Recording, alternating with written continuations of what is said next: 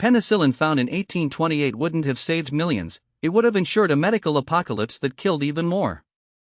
Imagine a world where Alexander Fleming's 1928 discovery of penicillin was preempted by a full century. In 1828, a forgotten scientist, perhaps a chemist working with molds, accidentally isolates the first antibiotic. This is an era before Louis Pasteur and Robert Koch, before the understanding of germ theory or the existence of bacteria was widely accepted. Medicine was still a blend of empirical observation and often harmful practices.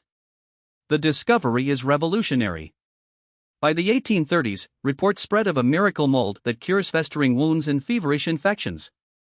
It's used indiscriminately, for every sniffle, every cut, every childbed fever.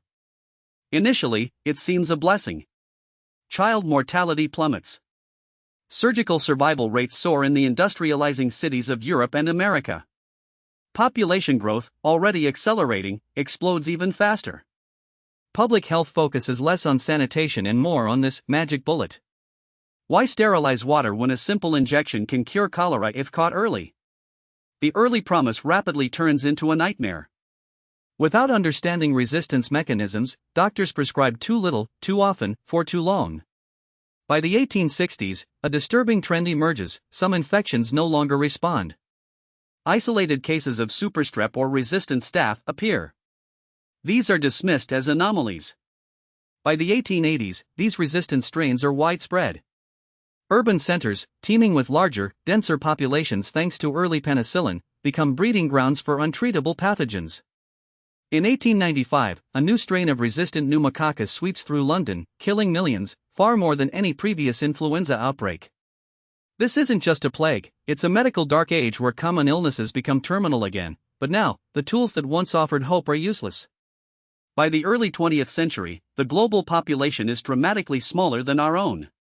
Public trust in medicine is shattered. Global trade networks collapse under the weight of ceaseless, untreatable pandemics.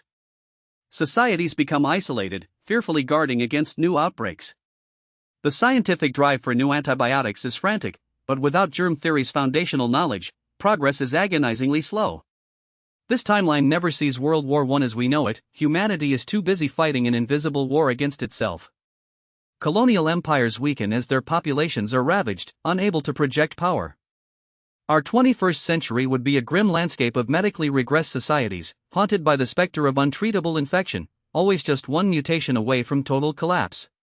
The early miracle of penicillin, given to a world unprepared for its implications, didn't just prevent future medical advancements, it actively created a global biological catastrophe, proving that sometimes, even the greatest breakthroughs can become the deadliest mistakes. Follow, tomorrow we change another moment in history.